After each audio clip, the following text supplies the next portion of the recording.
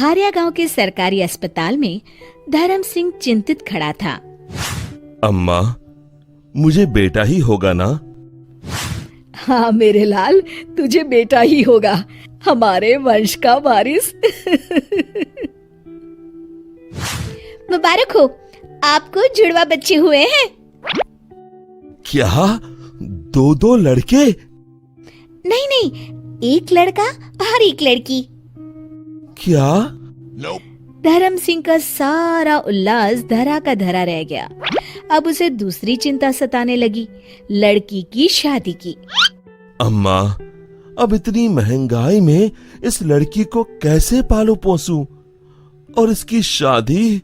बाप रे बाप। आपकी पत्नी आपको अंदर बुला रही है। कमरे के अंदर पद्मा के बगल में 2 बच्चे थे। देखिए जी, दोनों आप पर ही गए हैं।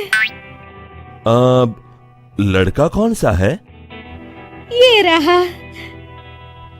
धर्म सिंह ने अपने बेटे को उठाया और उसे चूमने लगा। कुछ देर बाद, ए जी, इसे भी देखिए ना, इसके नए नक्श कितने सुंदर हैं। हाँ हाँ, रहने दो। ये सुनकर बेचारी पद्मा का मुंह उतर गया। कुछ दिन बाद वे दोनों बच्चों को लेकर घर पहुंचे। धर्मा सिंह की मां ने सबकी नजर उतारी। पद्मा, मुझे तुमसे जरूरी बात करनी है। हाँ जी, बोलिए। मैं इस लड़की को अपने एक मित्र को दे रहा हूं। अब से वही इसका पालन पोषण करेगा। लेकिन ये हमारी बेटी है।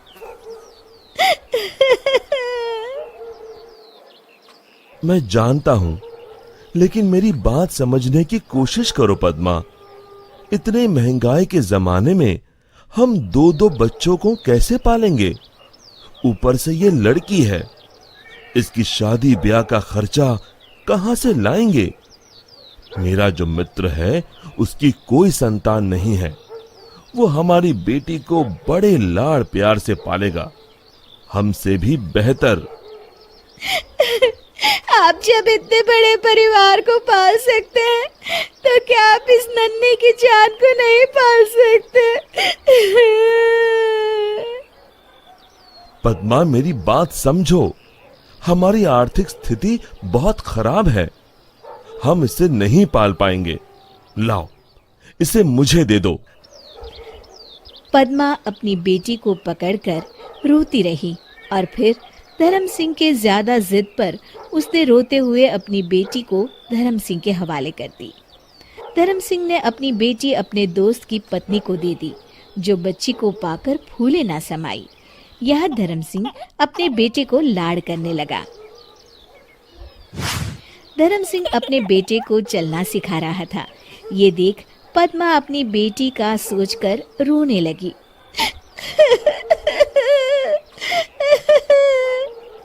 जैसे जैसे धर्म और पद्मा का बेटा बड़ा होता गया, वैसे वैसे उसके लाड़ भी बढ़ते गए। अब धर्म अपने बेटे को कंधे पे गांव भर घुमाया करता था। मुझे चॉकलेट चाहिए, मुझे चॉकलेट चाहिए, मुझे चॉकलेट चाहिए।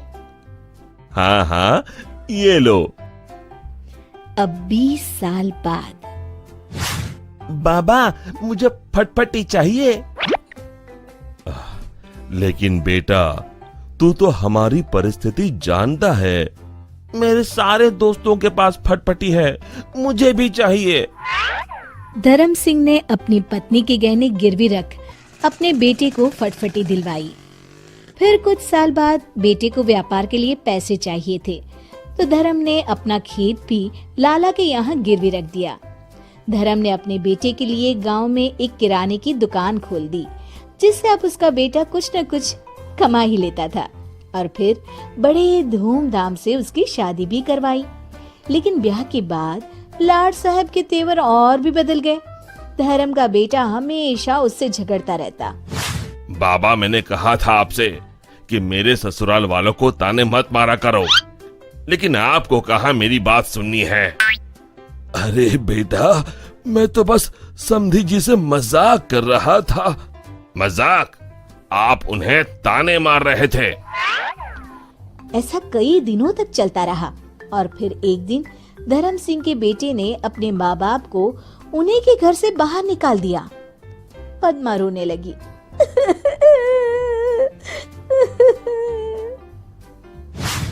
अरे बेटा, ये तू क्या कर रहा है?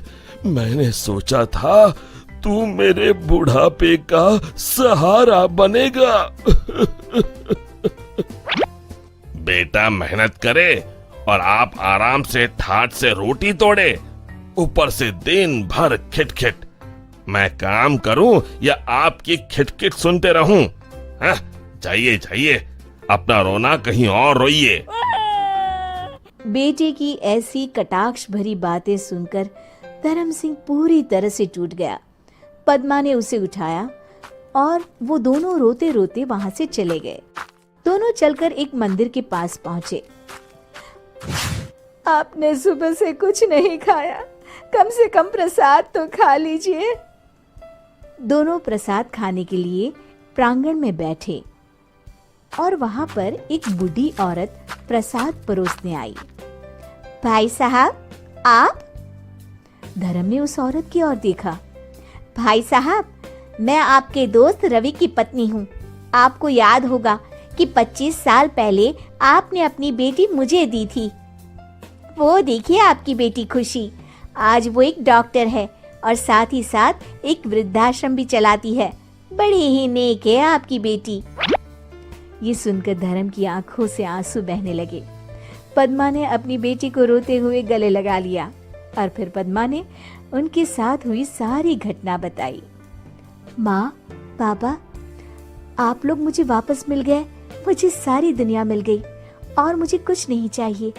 आज से आप मेरे साथ मेरे ही घर में रहेंगी।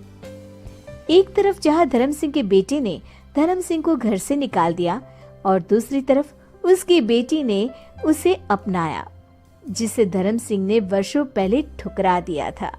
शिक्षा। लड़के और लड़कियों में भेदभाव नहीं करना चाहिए, क्योंकि लड़कियां लड़कों से कम नहीं होती है।